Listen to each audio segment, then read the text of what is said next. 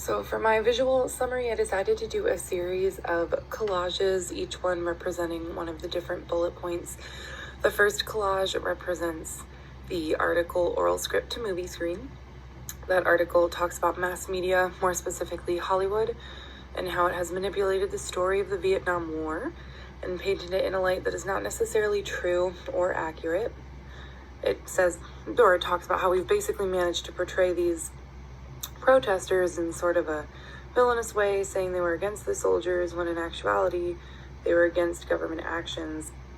The whole story wasn't told when they left out the fact that some vets could have been and were against the war, but they were just doing their job. They were doing what their government was telling them to do. On top of leaving out details like that, movies also added details to further exaggerate their angle, like soldiers arriving home with handguns in order to fight off protesters, which definitely did not happen. It's important to understand what really happened after the Vietnam War. Moving forward, we need to strip away the embellishments and really tell an accurate account of the history. The black and white images in this photo represent the part of the story that didn't get told, which is veterans on the side of the protesters. A lot of them also did not agree with the war, but that's not what gets portrayed in the media. The colored photos, or the ones on the opposite sides of the black and white photos, represent how we have come to remember the Vietnam War. There's an image of them filming one of the war movies. Towards the bottom is Jane Fonda on the set of Coming Home. And then back towards the top is a cartoon depicting one of the angry hippie protesters spitting on a soldier returning home from the war. Again, none of these things, this really didn't happen that often at all. It's just how we've come to remember the war based on what the media is showing us, and that is essentially what this article is saying. So this is how I chose to represent that in a collage. All right, and moving on, we have the collage. This one represents the article Discophobia. This article focused on middle-class white boy backlash to the disco era. Disco was really seen as gay and elitist, and therefore made middle-class white men uncomfortable.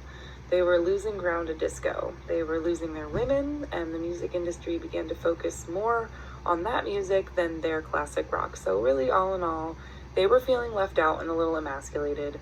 This resulted in a rebellion against disco. Their frustration was so great that it led to a disco demolition night where they all gathered together and watched disco records get smashed and torched. I have that event pictured in my collage. This, in the words of Gillian Frank, the author of the article, violent backlash to disco transformed disco from a socially acceptable form of music and culture to one that was highly stigmatized. Essentially, disco and the identities, people, and culture that surrounded it became a target, an enemy, and a force to be reckoned with. The faded images in the background really represent the backlash against disco, and then the images that are a little bit brighter kind of represent the disco scene, aka the thing that was causing the backlash. It was loud, proud, unapologetic, and just really sweeping the nation.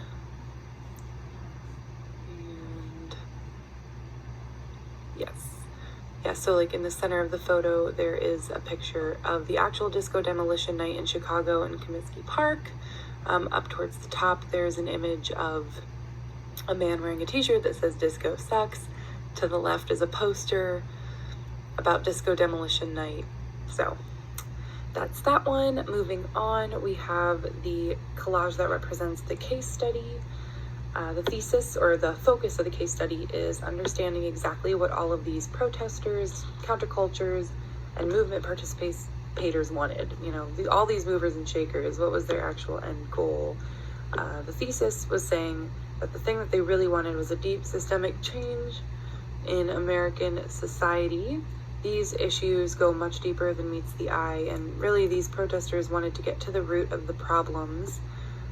In this collage, I've depicted the different movements happening in this era. So we have the MLK and the Civil Rights Movement in the top right corner with a little snippet from his letter from Birmingham jail.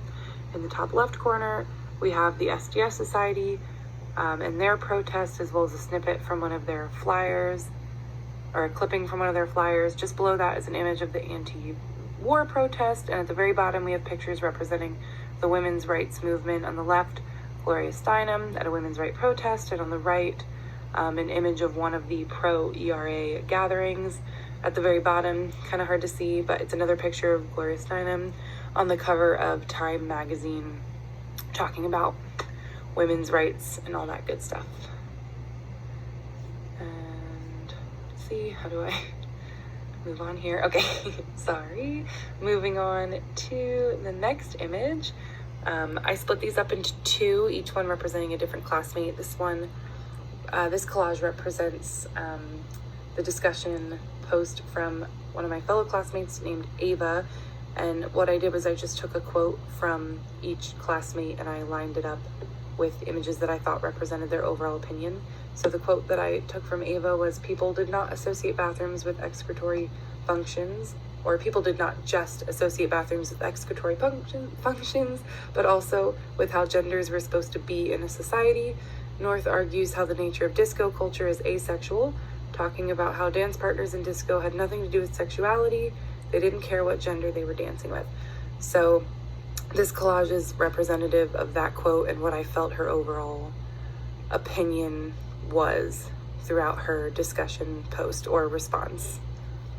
It's really just a collection of people just being, asexual, not caring who they're dancing with, very, very free form, all different sexualities represented here. I believe a few of these images are specifically from Studio 54. So, yeah. And the last collage represents the discussion response from Hunter. And this was his response to the first course reader, the oral history to movie screen. And the quote that this collage represents is, "Today's media seems to glorify the hippie and demonize the Vietnam War.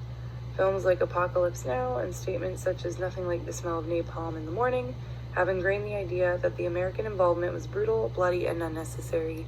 So for this collage, I just have a series of anti-Vietnam art. In the bottom right corner is an image from the movie that he was discussing, Apocalypse Now. It's specifically the scene where they use the quote, "nothing like the smell of napalm in the morning." And then just across the center to tie it all together is an image of an actual anti-Vietnam War protest. And yeah, those are all my collages, and I hope you enjoyed. Thank you for listening/watching.